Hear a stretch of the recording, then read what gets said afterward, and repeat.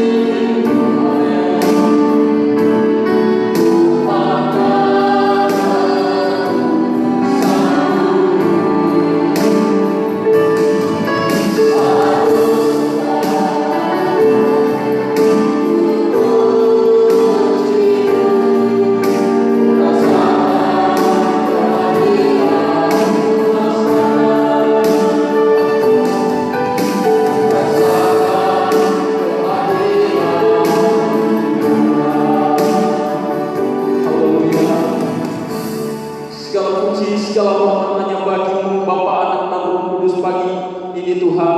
Engkau Allah yang sangat baik dan luar biasa dalam setiap kehidupan kami. Kami ada sebagaimana kami ada semua karena anugerah Tuhan. Dan pagi hari ini Tuhan kami akan memuji memuliakan Tuhan, memberi yang terbaik untuk Tuhan lewat pujian dan penyembahan kami. Kami yakin hadirat-Mu kuat turun atas kami, dan pekerjaan setan apapun bentuknya yang tidak senang melihat kami patahkan kuasanya dalam nama Yesus Kristus. Bersama umat-Mu kami menikmati lawatan Tuhan, dan kami akan memulaikan ibadah kami pagi hari ini di dalam nama Bapa, Anak laki-laki dan Roh Kudus, yaitu di dalam nama Tuhan Yesus Kristus. Haleluya, amin. Puji Tuhan, kita mau berkira buat Allah kita. Kita akan pujian yang berkata, besarkan nama Tuhan.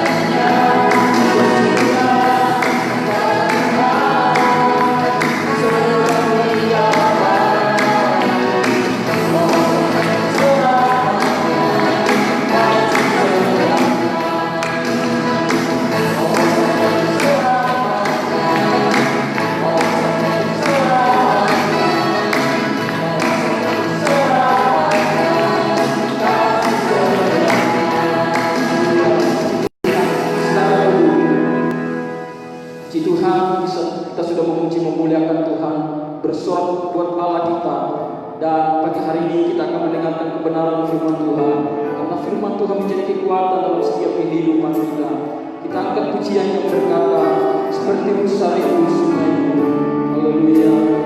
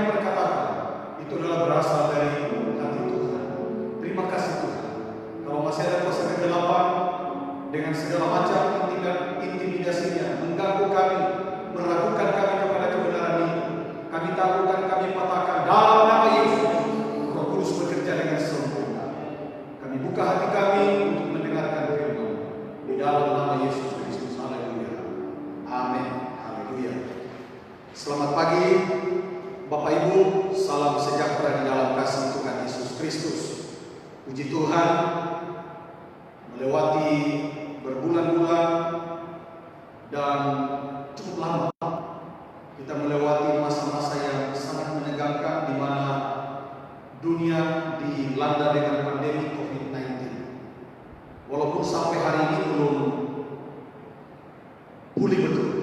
Tetapi kita bersyukur bahwa progres dari wabah ini sudah semakin membaik, dan kita berterima kasih kepada semua yang telah mengambil bagian di dalam pemulihan COVID-19, sehingga kita dapat melewati waktu-waktu yang sulit. Walaupun banyak saudara-saudara kita, rekan-rekan kita yang terpapar dengan COVID-19, bahkan dampak dari COVID-19 ini terlalu banyak orang yang berada di dalam kesulitan. Tapi pagi hari ini Alkitab mengajar kita untuk tetap bersyukur. Sekaligus kita yang masih ada, kita bersyukur karena nafas hidup, kekuatan, dan semua yang ada pada kita masih dapat kita nikmati hari ini. Mari kita buka Alkitab kita temukan pembacaan firman Allah pagi hari ini dari kitab 1 Raja-Raja pasal 17. 1 Raja-Raja pasal 17. Saya akan baca terlebih dahulu ayat 1 sampai ayat 6. Nanti keseluruhan pasal ini ayat-ayat tertentu saya akan baca untuk menjadi perenungan kita dan menjadi berita firman pagi hari ini di tengah-tengah ibadah kita. 1 Raja-Raja pasal 17. Terlebih dahulu saya akan baca ayat 1 sampai ayat 6. Bapak Ibu ikuti di Alkitab masing-masing, dan yang tidak bisa baca didengarkan baik. 1 Raja-Raja pasal 17. Elia di tepi sungai Kerit.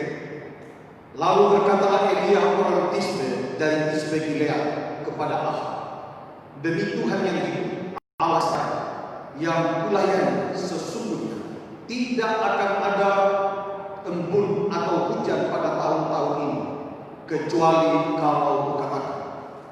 Kemudian datanglah firman Tuhan kepadanya, pergilah dari sini, berjalanlah ke timur, dan bersembunyilah di tepi sungai Kerit, di sebelah timur sungai Yordan. Engkau dapat minum dari sungai itu, dan burung-burung gagak telah kuperintahkan untuk memberi makan engkau di sana.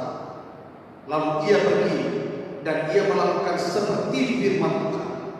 Ia pergi dan diam di tepi sungai Kerit, di sebelah timur sungai Yordan. Pada waktu pagi dan petang, burung-burung gagak membawa roti dan daging kepadanya, dan ia minum dari sungai itu. Bapak Ibu saudara yang dikasihi oleh Tuhan, perikop ini diawali dengan musim paceklik, musim kelaparan yang berkepanjangan. Oleh nubuatan Elia, pada waktu itu kemudian Tuhan mengizinkan musim kelaparan terjadi, dan itu sangat-sangat membuat orang Israel berada dalam keadaan yang sulit. Begitu susah orang mendapatkan makanan, begitu sulit untuk bisa menyambung hidup. Itulah kenyataan yang sedang dihadapi oleh umat Allah, oleh bangsa Israel pada waktu itu. Tetapi kemudian seorang hamba Tuhan yang bernama Elia, yang bernubuat tentang musim paceklik itu, musim kelaparan yang sangat panjang, 3 tahun. Seumur hidup saya belum pernah mengalami yang namanya musim paceklik, musim kelaparan, musim kemarau itu 3 tahun. Ya, saya pernah tahun 2007. Tahun 2007 itu musim kemarau panjang sekali sampai bulan Desember. Sampai saya pergi melayani Natal di pedalaman berpuluh-puluh, sepanjang bulan Desember itu tidak ada hujan turun. Itu musim kemarau yang sangat panjang 2007, saya masih ingat sekali. Sejak kira-kira bulan 4 itu sudah tidak ada hujan turun sampai bulan Desember. Itu saja kalau saya perhatikan tanah-tanah pada retak-retak, sawah-sawah retak, dan seterusnya. Para petani tidak bisa bercocok tanam karena tidak ada air, tidak ada hujan. Bisa dibayangkan, saya bisa bayangkan apa yang sedang dialami oleh bangsa Israel pada zaman Raja Ahab, pada waktu yang menjadi nabi, yang jadi pendeta adalah Elia. Musim kemarau ini sudah di daerah padang gurun di Israel, tanah Kanaan. Itu daerah yang sangat gersang. Kemudian tidak turun lagi hujan selama 3 tahun. Itu satu keadaan kondisi yang begitu sangat memprihatinkan. Sehingga kelaparan terjadi di mana-mana, termasuk Elia menghadapi masalah. Elia tidak punya bahan makanan lagi. Tetapi kemudian Tuhan menyuruh Elia pergi ke sungai Kerit, salah satu anak sungai dari sungai Yordan. Di sana dia pergi. Dan ketika dia ada di situ, Tuhan memelihara hidup Elia melalui burung gagak. Dia minum dari sungai Kerit itu. Kemudian burung gagak memberi makan dia pagi dan petang setiap hari. Tidak diketahui berapa lama Elia berada di situ. Elia merasa lemah karena Tuhan menyuruh dia pergi sembunyi. Kenapa Tuhan menyembunyikan Elia di sungai Kerit? Karena dia dikejar-kejar oleh Ahab untuk dibunuh. Karena Ahab adalah raja yang tidak takut Tuhan. Dia membangun mesbah-mesbah penyembahan berhala di semua tempat. Diprediksi ada 2000 tempat penyembahan berhala yang dibangun oleh Ahab, raja Ahab itu, yang selalu ditentang oleh Elia, membuat Ahab tidak senang sekali dengan hamba Tuhan ini, dengan pendeta Elia ini. Ahab mencari dia untuk membunuh dia. Apalagi dia berbuat yang membuat orang Israel berada dalam keadaan yang sulit sekali. Tuhan menghukum bangsa Israel karena semua mengikuti Ahab menyembah berhala. Tinggal rombongan Elia saja, karena Elia punya sekolah Alkitab yang namanya sekolah kenabian. Tinggal itu yang tak akan Tuhan. Tetapi membuat Ahab jadi marah kepada Elia. Semakin Ahab marah, semakin Tuhan murka. Tuhan menyuruh Elia berbuat supaya terjadi musim kelaparan, musim pacak gigi. Tambah marah Ahab ini kepada Elia. Tapi kemudian Tuhan menyuruh kau pergi ke sungai Kerit, sembunyilah. Aku akan pelihara engkau di sini. Dan kita baca pagi dan petang burung gagak memberi makan kepada Elia. Luar biasa. Itu keadaan yang nyaman. Di samping kiri kanan semua bangsa Israel mengalami bencana, goncangan. Mereka mengalami krisis ekonomi. Susah sekali mendapatkan air bersih, apalagi makan minum. Elia merasa nyaman di sungai Kerit. Tetapi kemudian di tengah-tengah kenyamanan Elia, Tuhan tidak berkehendak seperti itu. Ada seorang janda di daerah Sarfat. Ada seorang janda di daerah itu yang tinggal sekali lagi masak, membuat roti. Karena tinggal tepung sedikit pada tempat penyimpanan tepungnya, kemudian ada minyak sedikit di dalam bumi. Tinggal satu kali dibuat, diolah. Seorang janda dengan seorang anak. Sesudah itu matilah mereka. Kemudian Tuhan menyuruh Elia, kau pergi ke sana. Ada seorang janda di situ yang ada dalam kesulitan. Yang saya mau katakan di sini, Bapak Ibu Saudara, bahwa kenyamanan adalah sesuatu yang membuat sebenarnya masa depan tidak ada. Orang sudah merasa aman kemudian tidak mau berkarya lagi. Itu sesuatu yang malapetaka.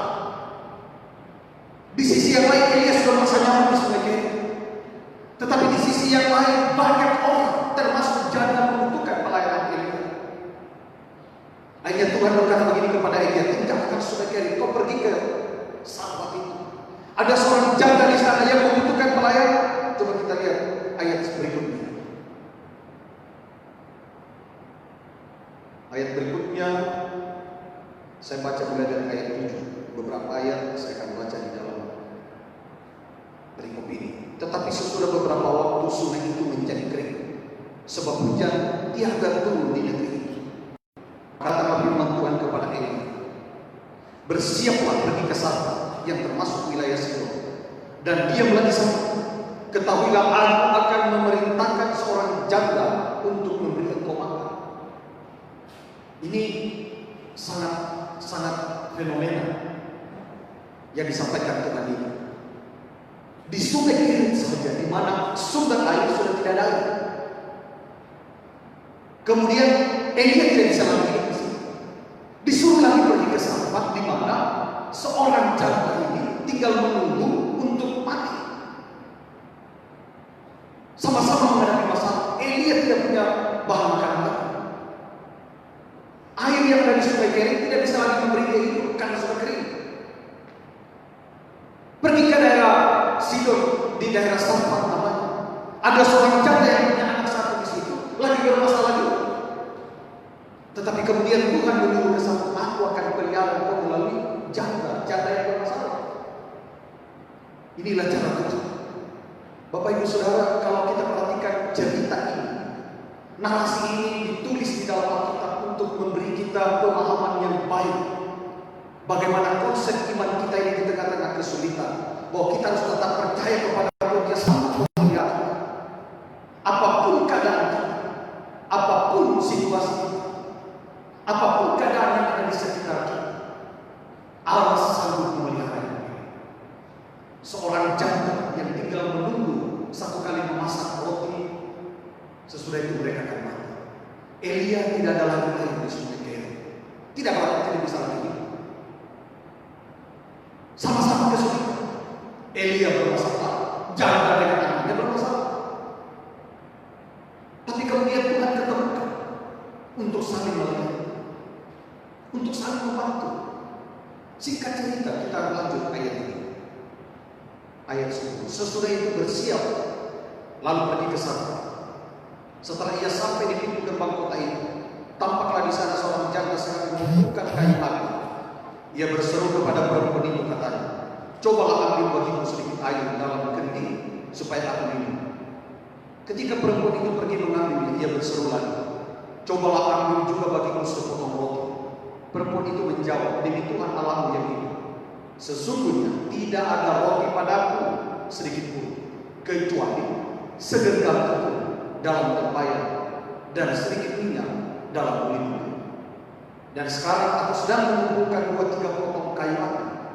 Kemudian aku mau pulang dan mengolahnya bagiku dan bagiku. Dan setelah kami memakannya, maka kami akan mati. Hamba Tuhan ini memberatkan janda ini. Pertama, Elia sudah dalam kesulitan, dia sudah kehausan, tidak bisa minum air di sungai karena sudah tidak ada. Disuruh dia pergi ke daerah Sarfat, ke daerah Sidon itu, ketemu dengan seorang janda. Elia meminta air sedikit. Sesudah itu belum lagi dikasih air, minta air roti. Pendeta ini lagi kesulitan. Hamba Tuhan ini kesulitan karena sudah tidak ada bahan makanan, tidak ada lagi air. Dia minta lagi roti air kepada seorang yang kesulitan. Janda Sarfat ada dalam kesulitan. Bayangkan dia sampai mempertaruhkan nama Tuhan. Coba lihat ayat 12, perempuan itu menjawab, demi Tuhan Allahmu yang hidup, sesungguhnya tidak ada roti padaku. Coba lihat, pendeta ini minta roti, padahal tidak ada roti pada janda ini. Dia minta air, dia sudah sementara mengambil air. Baru sementara ambil air, kemudian pendeta ini minta roti. Janda ini berkata begini, demi Tuhan Allah, aku tidak memiliki roti lagi kecuali sedikit minyak di dalam mulutku dan sedikit tepung di dalam tempayan. Dia lanjutkan lagi, aku sedang mengambil 3 potong kayu bersama dengan aku. Sesudah itu kami akan buat roti masak. Sesudah itu kami akan makan dan mati. Dia menyatakan apa adanya. Bapak Ibu bisa bayangkan kesulitan yang sedang dihadapi oleh umat Israel. Ini adalah 2 orang yang dicatat di dalam Alkitab yang kesulitan itu mewakili semua bangsa Israel.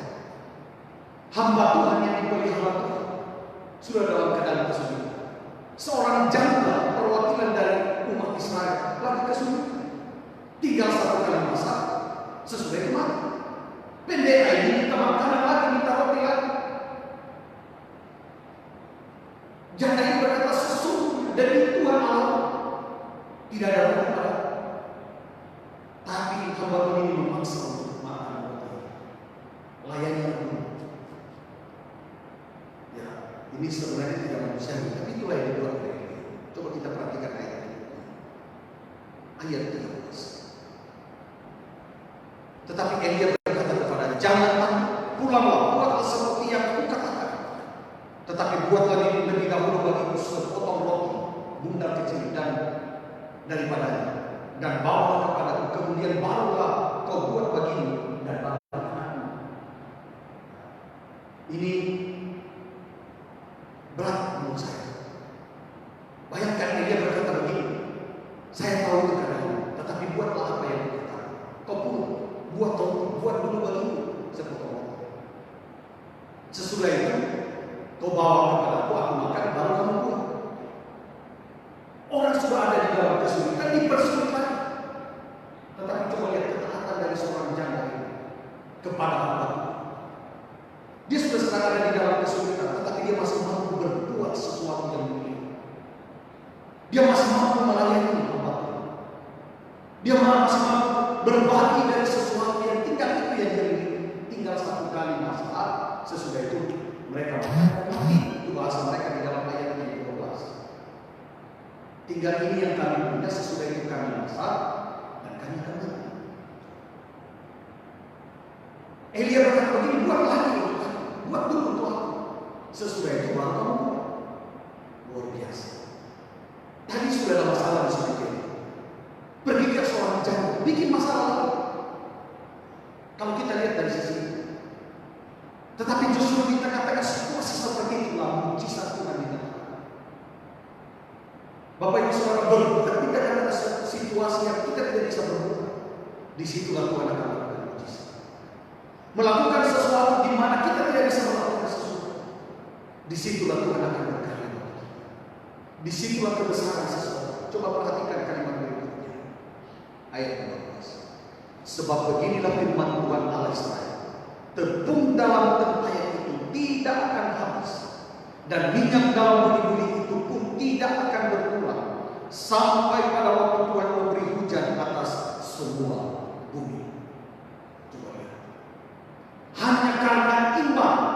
Hanya karena perkataan seorang hamba Tuhan yang diikuti oleh seorang yang beriman jangan salah, membuat bumi itu mendapatkan nubuatan bahwa sampai bumi itu akan mendapatkan hujan. Mujizat terjadi bagi janda ini karena dia melakukan ini. Dia berbuat di tengah-tengah situasi di mana dia tidak bisa berbuat. Dia melayani seorang hamba Tuhan di mana dia tidak bisa melayani hamba Tuhan karena dia tidak punya apa-apa. Tapi dia mampu melakukan sesuatu walaupun itu sulit. Saudara, ini penting untuk kita perhatikan di tengah-tengah situasi yang sulit seperti ini. Ketika kita mampu melakukan sesuatu yang mungkin bagi manusia tidak mungkin kita bisa lakukan, dan bagi kita pun tidak mungkin kita bisa lakukan, tetapi lakukanlah itu untuk kemanusiaan, lakukanlah itu kepada Tuhan, lakukanlah itu kepada sesama kita. Saling peduli satu dengan yang lain, saling memperhatikan satu dengan yang lain. Elia sudah bermasalah, jangan sampai bermasalah, diketemukan sama-sama bermasalah, sama-sama tidak punya bahan makanan lagi, tinggal sedikit sekali. Tetapi apa yang ada yang sedikit itu Tuhan nyatakan mujizat luar biasa. Ayat 15, coba perhatikan. Ini yang dilakukan oleh janda ini. Lalu pergilah perempuan itu dan berbuat seperti yang dikatakan Elia. Maka perempuan itu dan dia serta anak perempuan itu mendapat makan beberapa waktu lamanya. Tepung dalam tempayan itu tidak habis dan minyak dalam buli-buli itu tidak berkurang, seperti firman Tuhan yang diucapkannya dengan perantaraan ini. Luar biasa. Di tengah-tengah situasi yang dia tidak bisa berbuat, dia tidak lakukan. Dia buat roti, dia melayani dulu hamba Tuhan. Dia kasih roti dulu kepada Elia. Sesudah itu baru mereka buat. Dan Alkitab mencatat setelah dia lakukan, akhirnya minyak yang ada di dalam buli-buli yang sedikit, tepung yang ada di dalam tempayan yang tinggal sedikit, tidak habis-habis. Setiap kali mereka buat terjadi mujizat. Pagi hari ketika mereka olah roti, ada lagi kemudian. Siang hari ketika mereka mau olah lagi roti untuk dimakan, ada lagi. Sore dia lakukan apa? Dengan yang sedikit sekali, beberapa bulan lamanya. Saya tidak dikatakan berapa lama di sini, tapi cukup lama. Mereka hidup dengan keadaan seperti itu. Ayat 17. Sesudah itu anak dari perempuan pemilik rumah itu jatuh sakit, dan sakitnya itu sangat keras sampai ia tidak ada napasnya lagi.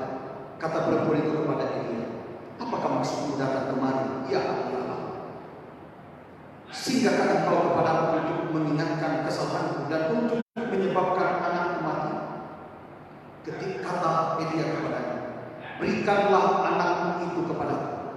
Elia mengambilnya dari pangkuan perempuan itu dan membawanya naik ke kamarnya di atas dan membaringkan anak itu di tempat tidurnya. Coba lihat. Sesudah perempuan cantik melayani hamba Tuhan, matilah itu anaknya. Ini yang saya katakan, Elia sudah rasa mapan di surga. Tapi Tuhan berbuat sesuatu. Jangan kau tinggal di sini, tidak ada yang kau buat. Pergi kepada seorang yang berada di dalam kesulitan, baik dari sisi makanan dan sesudah itu mereka akan mati. Dan sebenarnya ada peristiwa yang lebih penting lagi karena anaknya itu akan mati. Singkat cerita, dalam beberapa waktu Elia bersama dengan janda dan anaknya ini tinggal di rumah itu. Anaknya mati lagi. Seorang janda yang berkata begini, engkau datang meninggalkan dosaku karena dosaku dan kemudian anak ini mati. Kenapa harus begitu? Tapi Elia memanggil janda itu, bawa anak itu kemari. Coba kita baca selanjutnya. Luar biasa. Ayat 20. Sesudah itu dia berseru kepada Tuhan, katanya, ya Tuhan Allahku, apakah kau menimpakan kemalangan ini atas janda ini juga, yang menerima aku sebagai penumpang dengan membunuh anaknya? Lalu ia menunjukkan badannya ke atas anak itu 3 kali dan berseru kepada Tuhan, katanya, ya Tuhan Allahku, pulangkanlah kiranya nyawa anak ini ke dalam tubuhnya. Tuhan mendengarkan permintaan Elia itu, dan nyawa anak itu pulang ke dalam tubuhnya sehingga ia hidup kembali. Elia mengambil anak itu, ia membawanya turun dari kamar atas ke dalam rumah dan memberikannya kepada ibunya. Kata Elia, ini anakmu, ia sudah hidup. Kemudian kata perempuan itu kepada Elia, sekarang aku tahu bahwa engkau abdi Allah dan firman Tuhan yang kau ucapkan itu adalah benar. Saudara perhatikan, kalau Elia ada di situ, kalau tinggal terus di Sumekerin dipelihara Tuhan, hanya dia yang mengalami mujizat, hanya dia yang tertolong, hanya dia yang merasa marah. Tapi cara Tuhan tidak seperti itu. Allah hadirkan kita di dalam dunia ini supaya kita berkaya. Mungkin kita sudah merasa nyaman, merasa mapan, merasa bahwa kita memiliki sesuatu yang kita sudah atur sedemikian rupa sampai kita mati kita sudah bisa hidup. Kita sudah mendaftar di sebuah asuransi mungkin, atau kita sudah atur keuangan kita, harta benda kita sudah atur sekian lama kita bisa hidup. Mungkin dengan mata kita sudah atur seperti itu. Hidup kita seperti itu adalah awal dari kehancuran besar. Karena Allah menempatkan kita di bumi ini, kita berkarya terus, melakukan terus, melayani terus. Kalau Elia egois, dia cukup ada di surga. Ketika dia jumpa dengan seorang perempuan janda dan anaknya yang lemah, justru di situ terjadi lagi mujizat.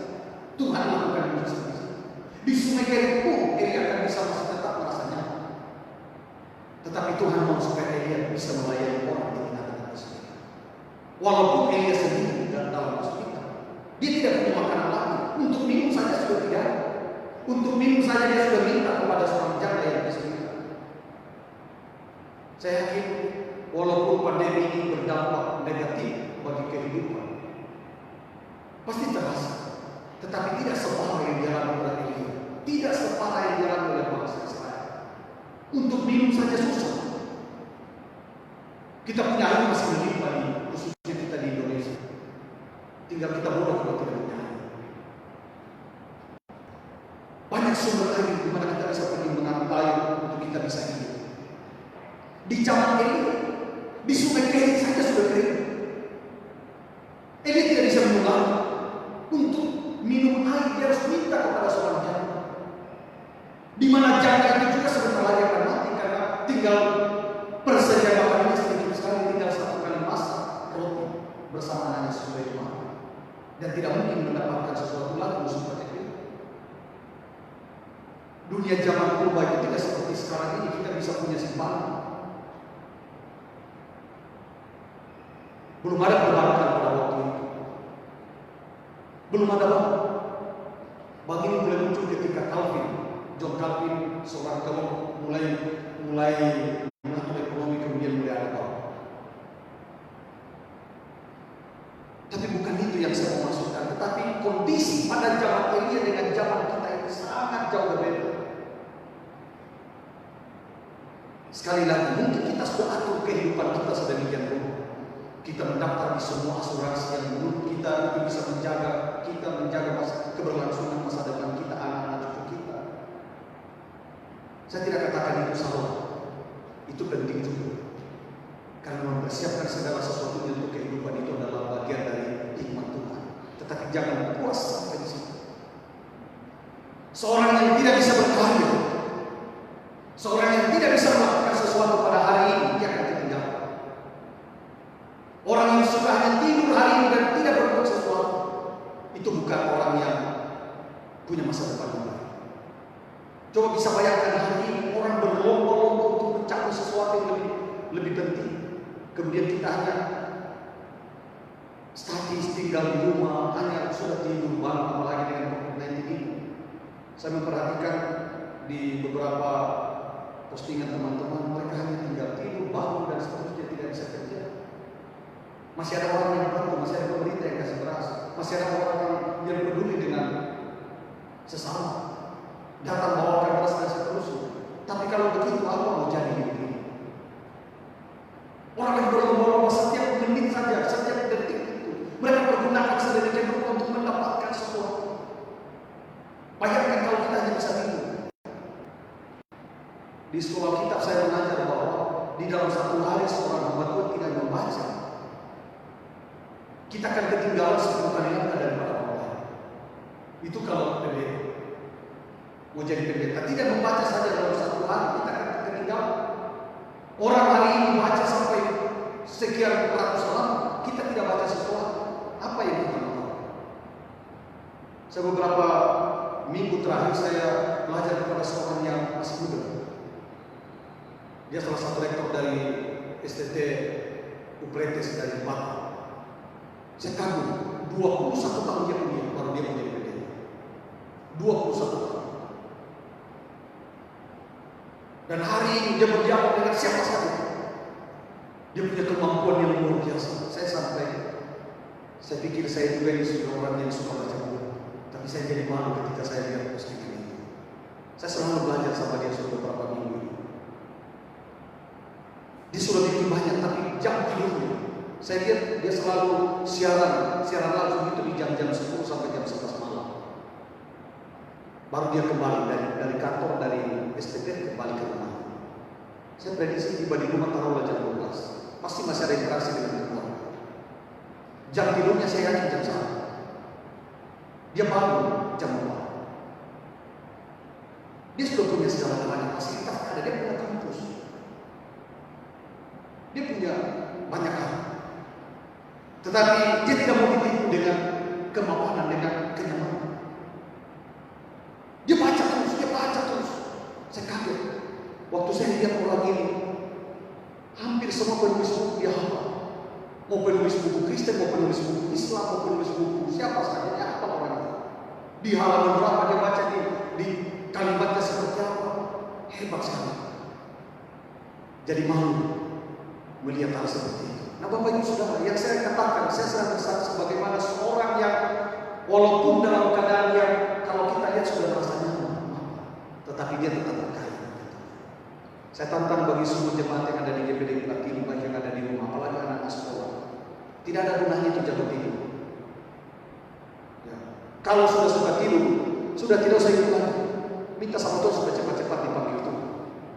Karena itu akan menyusahkan orang. Ya, tidak apa-apa kan kita nego dengan Tuhan. Daripada sudah tidak bisa lagi berbuat apa-apa, cepat lapor sama Tuhan. Saya sudah tidak sanggup lagi hidup, kalau boleh cepat-cepat dipanggil oleh Tuhan. Daripada hidup di dunia ini menyusahkan orang. Tapi kalau sudah belajar, sudah mengisi hidup ini dengan segala banyak hal, dan kita masih susah, apa boleh buat? Apa boleh buat? Tapi bayangkan Tuhan kasih kita waktu. Ini masa pandemi kurang lebih 3 bulan kita lalu. Apa yang kita buat selama 3 bulan? Apa yang jemaat buat selama 3 bulan? Jangan-jangan cuma tidur, jangan-jangan cuma bolak-balik rumah baru, jalan-jalan di sekitar rumah. Mari kita berubah. Haleluya. Saya sengaja sampaikan ini supaya kita mulai kembali semangat untuk setelah pandemi ini lewat, kita mulai semangat melakukan sesuatu. Tidak ada gunanya merasa nyaman. Tidak ada gunanya kemudian kita merasa bahwa sudahlah sampai di sini. Kita harus masih terus berkarya. Alkitab berkata, bekerjalah seperti 1000 tahun lagi Tuhan akan datang, dan berdoa seperti Tuhan mau datang besok. Ketika kita beribadah itu adalah bagian dari iman bahwa Tuhan mau datang, tapi bekerja kita harus bekerja seolah Tuhan 1000 tahun lagi akan datang. Itu kata Paulus. Bekerja penting, mengisi waktu-waktu yang ada dengan baik itu penting sekali. Saya selama pandemi badan saya naik kurang lebih 1 kilo lebih. Padahal saya sudah hitung-hitung juga jam tidur saya kurang sehat. Bapak Ibu perhatikan, sudah 1 bulan lebih saya buat program namanya renungan pastoral GPD Platinum Kota Parepare. Rutin sekitar jam 1 sampai jam 3 saya harus bangun tiap malam untuk mempersiapkan, dan sesudah itu saya rekam dan saya posting. Jam tidur kurang, tapi badan naik. Saya sudah merasa juga bahwa saya tidak tertunggu karena volume ibadah kita di jemaat ini kurang sekali. Karena 3 hari Kamis ya kita ibadah live streaming, kemudian hari Minggu tinggal 2 kali. Kalau tidak diimbangi lagi dengan pelayanan lain, berdosa juga ini jadi Allah Tuhan. Saya bergumul lainnya, saya temukan program itu setiap pagi ada siaran langsung. Walaupun mungkin bagi orang itu biasa, tapi bagi saya itu adalah sesuatu yang saya bisa buat di tengah-tengah pandemi COVID-19. Sebagai hamba Tuhan harus dipertanggungjawabkan waktu-waktu itu. Sebagai hamba Tuhan, apa yang harus dibuat di tengah-tengah situasi yang sulit? Saya bersyukur karena program ini juga diikuti oleh banyak orang. Saya kaget setelah saya jalan di beberapa tempat di Parepare, mereka sampai salam saya, terima kasih Pak Pendeta. Untung ada program itu di tengah-tengah pandemi sangat menguatkan, dan selama ini sebelum pandemi kami tidak ibadah bersama di rumah, tapi adanya program itu hanya kami dengar satu rumah, kemudian sesudah itu kami buat. Bersyukur bahwa melalui program itu ada pertumbuhan rohani, ada pengembangan walaupun melalui rekaman di WA itu. Luar biasa Bapak Ibu Saudara. Orang yang cuma tinggal tidur, bangun tidur. Ya sebenarnya minta aja sama Tuhan daripada bikin susah orang dan bikin susah diri sendiri. Karena kalau bangun tidur ya tidak lama lagi penyakit masuk. Kalau sudah penyakit masuk menyusahkan orang lain. Lebih cepat minta Tuhan panggil daripada bikin susah. Nah, Elia tidak melakukan itu. Ketika Tuhan berkata begini, kau pergi ke sana. Ada orang yang kesulitan, dia pergi. Dia baik-baik. Beberapa lama minyak yang ada di dalam bumi, terigu yang ada di dalam tempat, tidak habis-habis, mujizat terjadi. Kenapa? Karena berbuat berkat. Bagian kita dalam melakukannya, bagian Tuhan memberkati. Bagian kita dalam melakukan sesuatu, bagian Tuhan melakukan mujizat bagi kita. Usaha kita Tuhan berkati, pekerjaan kita Tuhan berkati. Tapi kalau kita tidak berbuat, apa yang diberkati? Apa yang diberkati Tuhan kalau kita tidak melakukan sesuatu? Bahkan teguran firman Allah di dalam kitab Amsal, hai kamu pemalas, pergi belajar kepada semua. Hai kamu yang sebentar lagi tidur, bangun tidur, pergi belajar kepada semua.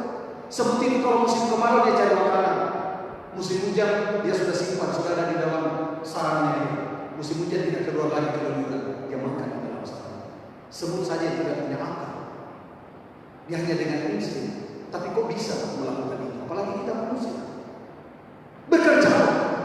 Waktu kita sudah bekerja, persoalan kapan Tuhan lakukan mujizat? Pasti Tuhan lakukan mujizat. Ya. Kemarin cerita dengan Pak Edi. Pak Edi bilang begini, puji Tuhan sudah 2 hari ini hotel saya sudah mulai ada tamu lagi. Kalau ditutup, coba kalau tidak kerja waktu pandemi, Pak Edi, yakin susah memulai lagi. Tapi kalau bekerja, itu Tuhan yang berkati. Dan yang lain-lain, lakukan sesuatu kepedulian kita dengan sesama. Mungkin kita tidak bisa berbuat, tapi manusia itu pasti bisa berbuat. Masih ada tangan kita bisa berbuat.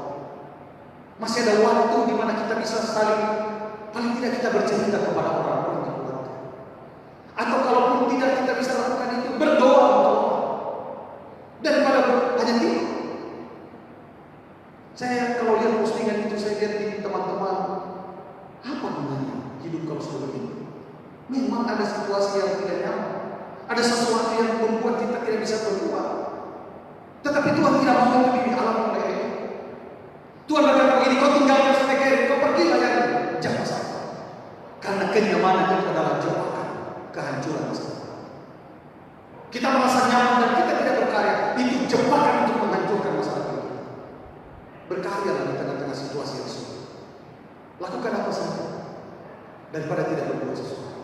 Persoalan bagaimana sesudah kita berbuat itu urusan Tuhan. Terbukti urusan Tuhan melakukan mujizat. Jangan dari saya. Anaknya yang mati. Kalau Elia tidak ada di situ, mati anak itu. Kehadiran kita membuat orang hidup. Kehadiran kita di mana-mana saja membuat orang bersemangat. Kehadiran kita di mana-mana saja, semakin jemaat yang ada di Pelatihan. Kehadiran kita di mana-mana membuat orang merasa ada percaya diri dan mulai bangkit. Itulah kekristenan yang sejati. Jangan merasa nyaman bahwa memang penting mengatur ekonomi kita dengan baik untuk masa depan. Tapi kalau sudah diatur sedemikian rupa, jangan merasa aman dengan itu. Tetap berkarya, tetap lakukan sesuatu. Yakin Tuhan akan tolong dan Tuhan akan beri masa depan. Kita nyanyi pujian, Engkau ada bersama di setiap musim hidupku. Haleluya. Makasih Tuhan Yesus. Haleluya.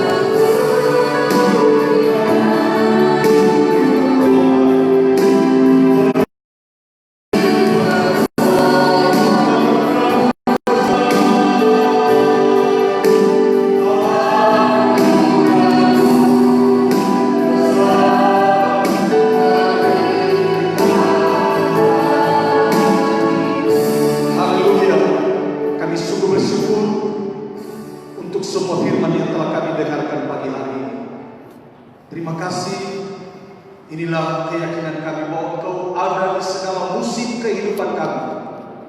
Sedang menghadapi musim pandemi COVID-19, kami yakin Engkau ada dalam musim ini.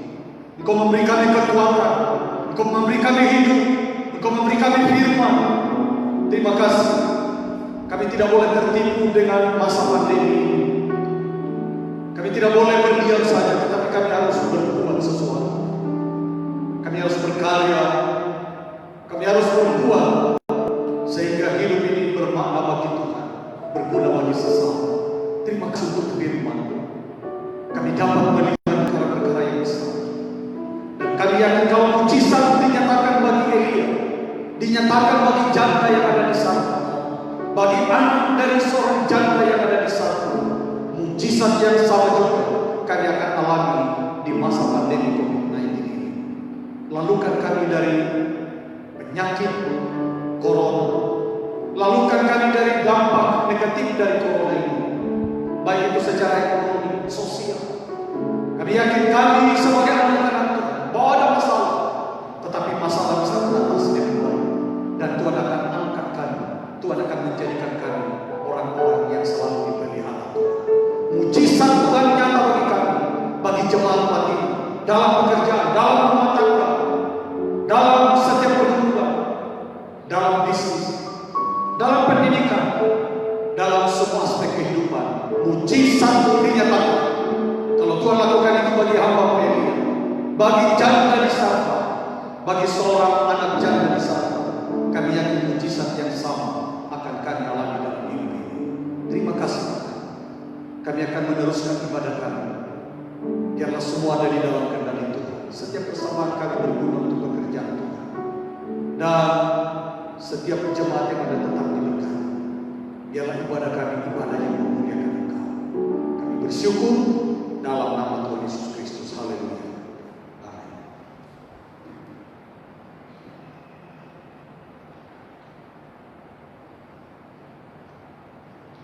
Puji Tuhan, kita akan bawa korban persembahan kita. Kita angkat pujian yang berkata, kasih-Nya seperti sungai.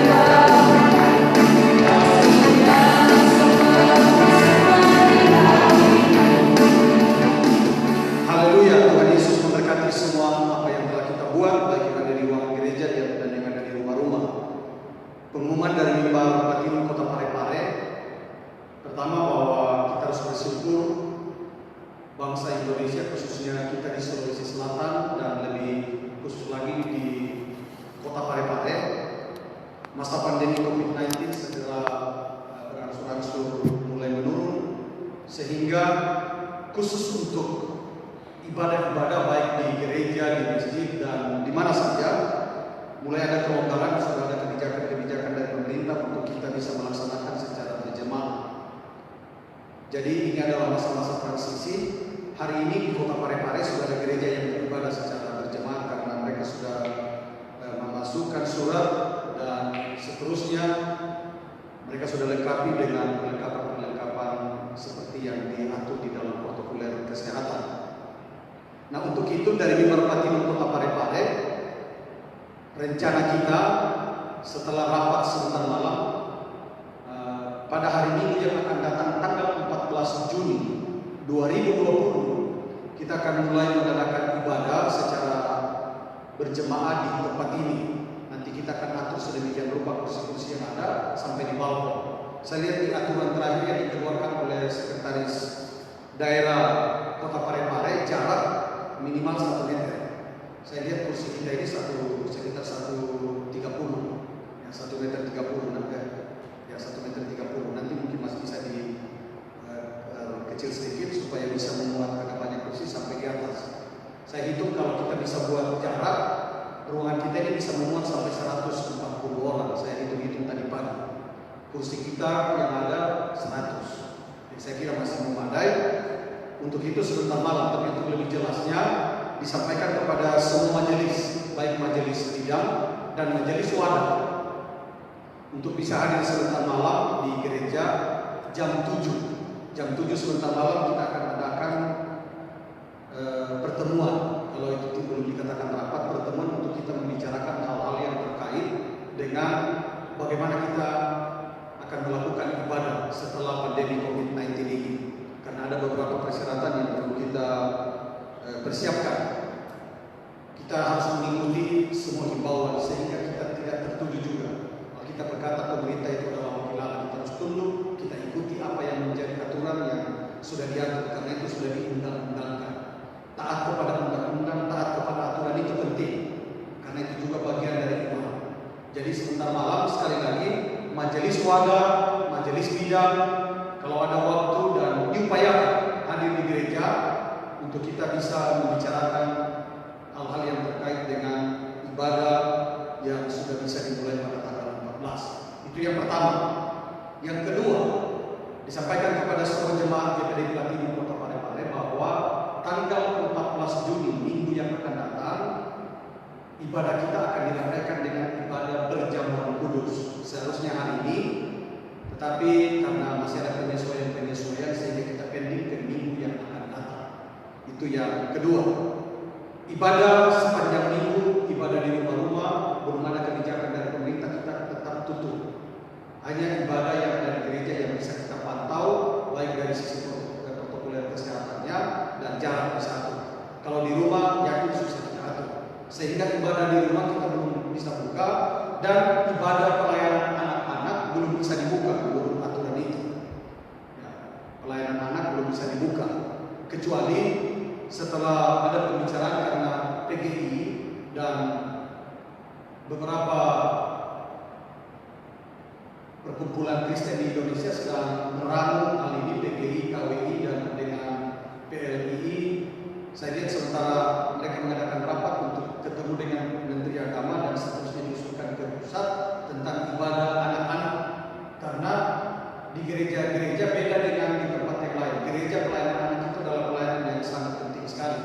Sementara di Kodok, sementara dibicarakan oleh bapak-bapak gereja kita, dan dalam waktu dekat akan dibicarakan dengan Kementerian Agama. Kita doakan sehingga ada solusi yang terbaik untuk anak-anak kita. Jangan sampai anak-anak kita terlupakan dan tidak beribadah dengan baik. Ya, kita berdoa supaya ada cara-cara untuk bagaimana anak-anak kita bisa beribadah. Ya, sementara apakah dengan cara online atau dengan cara apa saja, tetapi kemudian ada yang diatur. Nah, kita doakan supaya ada solusi yang terbaik. Itu yang ketiga yang saya sampaikan. Majelis bidang, majelis wadah bisa hadir di gereja hal-hal ini, karena saya lihat persuratan dari Sekretaris Daerah Kota Parepare.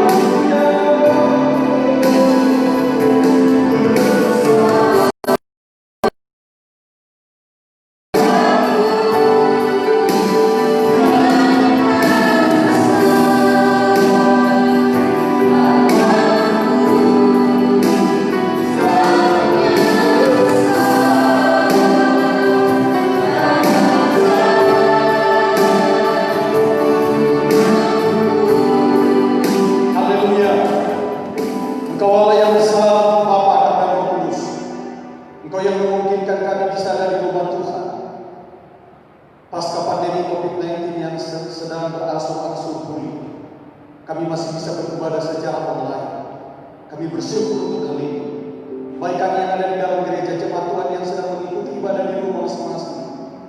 Begitu juga umat-umat Tuhan yang lain yang mengikuti ibadah dari Umat Timur Kota Parepare.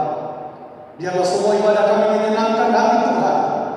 Semua ibadah kami menjadi ibadah yang berkenan kepada Tuhan. Semua yang telah mengambil bagian dalam ibadah, biarlah berkat ibadah menjadi bagian semua kami yang ada. Hamba berdoa buat beberapa jemaat yang berulang tahun sepanjang minggu berjalan. Ada saudara Ainun Mega Asri, ada anak kekasih Juan Christian, anak kekasih Gabriel Yeru. Biarlah bertambahnya usia dari kekasih-kekasih ini, Tuhan tambahkan hikmah, karuniakan kekuatan kesehatan, umur panjang, berkat Abraham Ishak Israel terimpartasi dalam nama Yesus. Tahun ke depan, tahun di mana mereka mengalami pertolongan Tuhan, sukses berhasil untuk kemuliaan yang bagi nama. Hamba angkat tangan untuk beberapa jemaat yang sedang terbaring sakit di rumah. Biarlah tangan yang berkuat menjaga menyembuhkan umat dalam nama Yesus, sembuh. Berdoa juga untuk beberapa jemaat yang sedang menghadapi kesulitan, baik itu masalah ekonomi, persoalan dalam rumah tangga, masalah dalam pekerjaan, masalah dalam bisnis, persoalan hukum, apapun pergumulan umat jemaat Tuhan. Biarlah Engkau turun tangan menolong umatmu, beri jalan keluar, dan biarlah semua umatmu dipulihkan, ditolong dalam nama Yesus. Terima kasih. Kami berdoa untuk rapat kami sebentar malam membicarakan tentang bagaimana pasca COVID-19 kembali kami akan melakukan ibadah di gereja. Beberapa hal yang terkait dengan ini sesuai dengan himbauan pemerintah dan aturan yang berlaku. Kami akan rapat untuk membicarakan beberapa hal yang perlu disiapkan. Tuhan memberkati.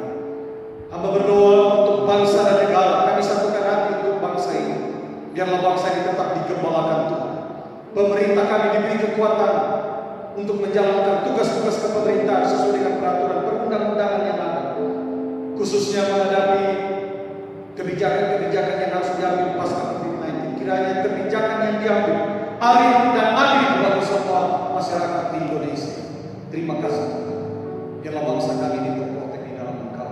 Kami doakan untuk Kota Parepare, di mana kami berdomisili. Biarlah kota ini diberkati Tuhan, digembalakan Tuhan. Biarlah kota ini diberkati. Kami juga menjadi alat, menjadi saluran berkat di kota ini, sehingga kota ini menjadi kota yang diberkati oleh Tuhan. Terima kasih semua yang telah mengambil bagian, berkat ibadah menjadi bagian kami hari ini. Terpujilah Engkau Yesus.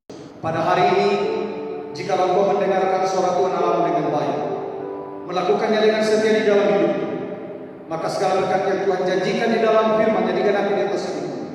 Diberkatilah engkau masuk dari rumah, diberkatilah engkau di kota, diberkatilah engkau di desa, diberkatilah engkau dalam segala pekerjaan, diberkatilah engkau dalam segala profesimu. Allah melakukan engkau dari sakit penyakit sampah, Allah melakukan engkau dari segala musuhmu. Allah memberkati rotimu, adonanmu, kandunganmu, kandungan ternakmu. Allah mengangkat engkau di atas segala bangsa. Allah menjadikan engkau kepala bukan jadi ekor. Berkat yang Tuhan janjikan kepada Abraham, Ishak dan Israel digenapi di atas hidup. Arahkan hati, tadakan tangan, dan terima berkat iman Tuhan. Kekasih-kekasih Tuhan, turunlah atas kita semua rahmat nikmat dari Allah Bapa, kasih dan sayang dari Tuhan kita Yesus Kristus, persekutuan penghiburan dari Roh Kudus, turun memberkati kita sehingga sampai mana Tuhan Yesus datang kembali menjemput kita semua saling